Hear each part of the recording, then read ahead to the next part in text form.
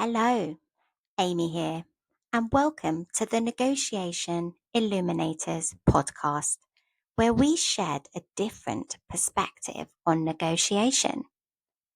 Negotiation does not have to be scary, intimidating, or something that only salespeople do. No one is born a negotiator. It is a learned skill that anyone can own. I will be inviting experienced negotiators to the show where we will be sharing their top tips, exclusive insights, and valuable lessons learned, all to help boost your confidence in negotiation. Today, we are joined by James Chandler, the Chief Marketing Officer from the IAB. He is here to share his insights and experiences on negotiation. We both used to work together at Mindshare a fair few years ago. Hello, James. It's good to see you again. Thank you for joining me today. My pleasure. It's wonderful to be here. The first question, we're going to get started. When or how did you learn to negotiate? My formative negotiation years would have been at Mindshare. Part of it is you buy the media, and in doing you have to buy it from people. Part of your job is to try and get the best price or the best values. There was kind of a bit of training. PowerPoint slide, the title slide was a cartoon of two people with baseball bats behind their back. And it was all around like just being as prepared as you can. And then basically, so you have all these principles and you just go and learn on the job, which means by osmosis, you listen to people negotiate, you just picked up tips. Now, that was other people around you who did digital, but it was also like TV buyers, completely different breeds, people buying press, who they were probably swear words I'd never heard before, which I learned in those early formative years. But kind of incredible that like every day you pick up something different and you start to develop your own negotiation style. And you always start as a massive disadvantage, like brand new into the industry, like a grad, and you're trying to negotiate these mouth-watering sums of money on behalf of your clients, in some cases millions of pounds, with media owners, publishers, vendors that are really good at this, don't want to sell it to you at the lowest price. And you're kind of at this massive disadvantage. So the learning curve was very, very steep. And I think at the start, I was probably what most people do. I thought the more macho and aggressive I can be and demand what I want, the more likely I get. And you quickly find out that you fall totally flat on your face. And you have to be a bit more wily and a bit more clever and much better prepared than you thought. So, yeah, very steep learning curve. Those formative years, and I'm nodding along to everything you're saying because I didn't know the price was movable. You know, those early years in the job, you talked to the media owners that were a little bit more advanced on the job, like you said. And I thought the price was the price. Yeah. I thought that's just how it was. So I can completely relate to that. And just to pick up again where you said to be macho was in theory the way forward. Where do you think that came from? Digital was still in its relative infancy, I guess, when we were doing it right at the start. And trading as a skill was something that was honed and done by what we would call traditional channels now, press, telly. It was like a sort of a war. It was like just two people shouting at one another to try and get what they want. There's a sort of inherent hierarchy that the media buyer had lots of power. Ultimately, they had the money and they could choose whether to spend it or not. But it was very shouty. It was very aggressive. It was pretty macho, actually. And I think at digital, it wasn't all about trading. A lot of it was about the planning, not so much emphasis on the buying. And I think that's where negotiation became a lot more finessed and less aggressive and less macho and more about two parties generally trying to find a win-win or a common ground. But it felt like there didn't have to be a winner. Whereas I think what I heard in my very early days, surrounded by press buyers, they sort of heard obscenities at one another, slam the phone down 3 times and then sort of friend each other, and then be going for lunch. I mean, I couldn't wrap that. This is a job. It was incredible, but it completely forgets about the person that you're talking to and what they want and whether they're at the time a Microsoft or a Yahoo, or they're a tiny grassroots football site for Nike. Like, you can't deal with those two people in the same way. I spent a little time thinking about this as well. With TV and press, it was limited ad slots. You get Yeah. it or someone else gets it. So it was that back and forth. Whereas you and I joined digital, where suddenly there was no limit to the number of impressions. I'm getting technical here, but suddenly the doors opened, and like you said, it became a bit more about relationships. Are you going to deal with the more empathetic person that's going to work with you, or the one that's going to slam them down? I think it's from limited to limitless almost. There's a big change. Yeah, it wasn't just the price you could get. It was, as you said, it was relationships. It was your confidence in this person to actually deliver it. So there was much more to it than just getting the lowest price or the highest volume. It was making sure that the thing actually delivered as well.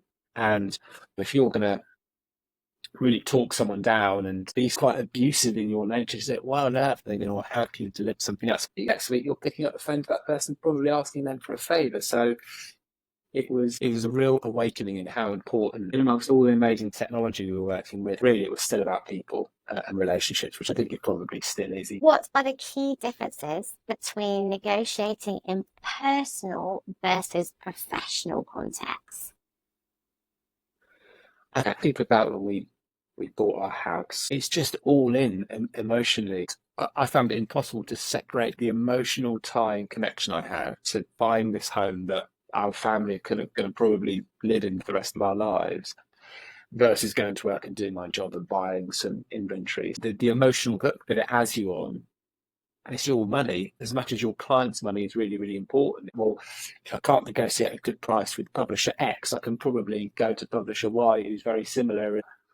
I think often with your own personal negotiation, your leverage is a bit more limited because you are emotionally invested. Do you think with the emotion, it makes negotiating a little bit harder in personal life? Is that what you're saying there? Yeah, and I think there will be people, I think you'll probably one of them, because you're doing to this, that can probably make that separation between there's a skill set that you can use to negotiate, which helps you slightly separate it from this is a big deal because it's a house and it's my actual money and I'm putting this deposit and all this stuff I can lose. I've found that really, really difficult when it's your own thing, your own money, your own risk, really. Yeah, but I don't disagree. And for all the trainings that I run, if you really believe or have invested loads of time going a certain way, it does throw you off if that doesn't work out. And I think it is about evolving what negotiation is. So we're talking about the phone slamming down in the TV department. That was transactional and no emotional and no relationship.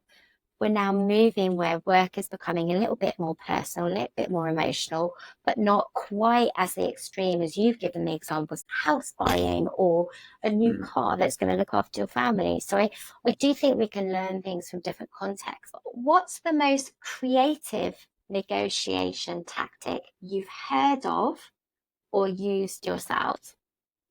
It was one I heard of, and it was back in Mindshare. There was a lot of business with a certain supplier, and a supplier had told Mindshare they were getting the best in market deal, and the person doing the negotiation had found out that wasn't the case. So they were brought in and told that very sadly we're just going to take all our business away from you, and that means all of these accounts, and yes, hundreds of thousands, almost millions of pounds.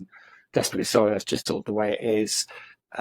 The other party started to put their case, what can do? No. So it would sort of see you later, sort of dismissed it, walked the people out of the building, and then played a waiting game for a week, ignored all the calls.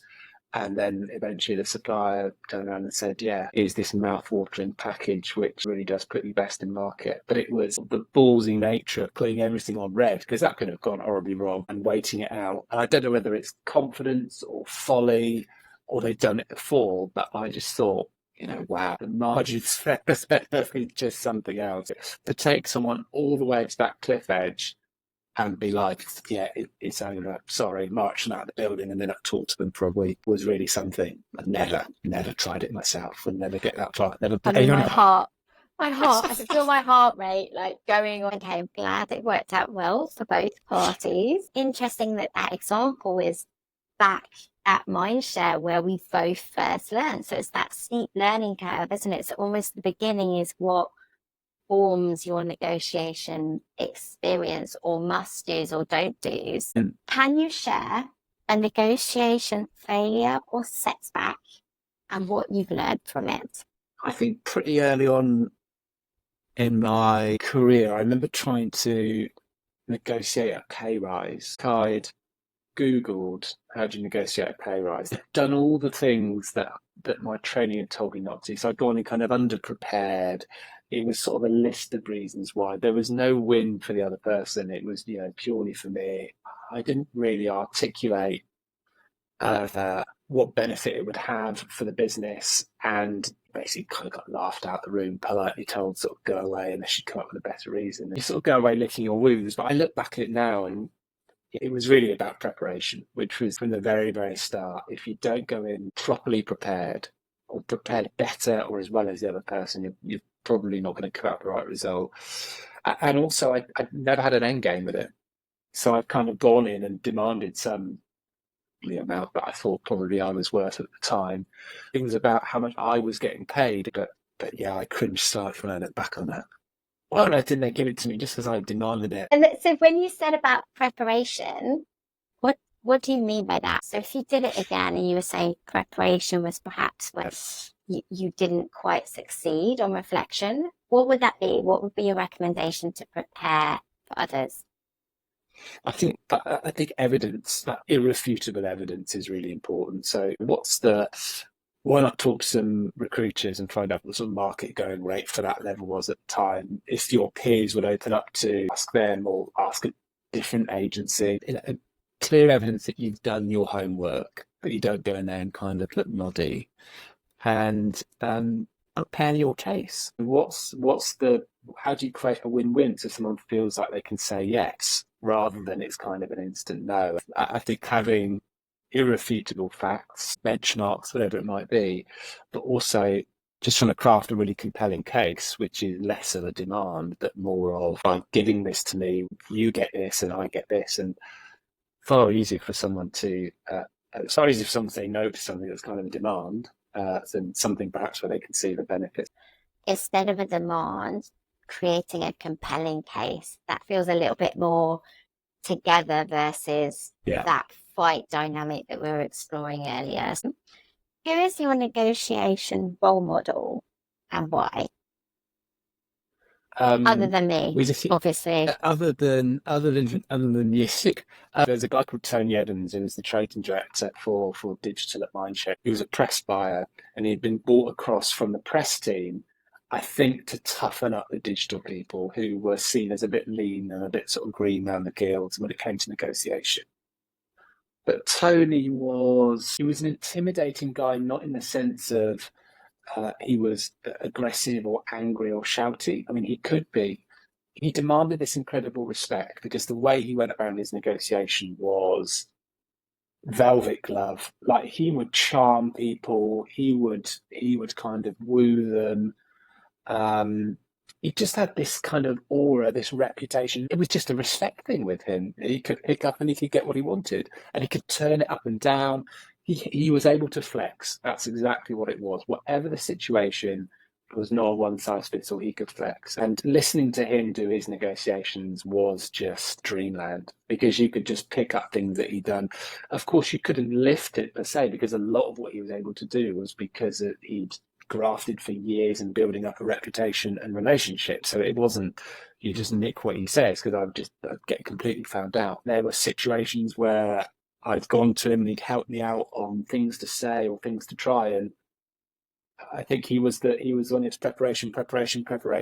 And if you're better prepared than the person opposite you, then you'll get a more favourable result. It really was that simple. I remember Tony coming in, making us put all the data points into a system. So what are you buying at? What site? How frequently? And I'm just thinking, he's bringing a traditional way of buying into a digital world. It felt really bizarre. And then in time, like you said, it showed us that pattern of, this can be something that helps us navigate that. The other thing he did, which was absolutely brilliant, he kind of instilled a culture, a competitive culture. Like you wanted to be the person to get the best rate out of the car buyers. You wanted the one who could secure the most added value with a certain site because he would champion you. It wasn't a cutthroat competitiveness where you would at all costs trying to elbow someone out to get the best thing.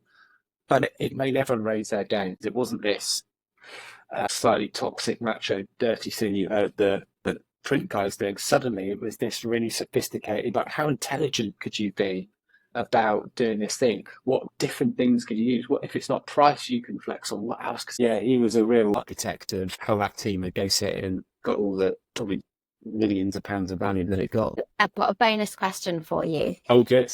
If the word negotiation was removed from the dictionary, what word would you use instead and why?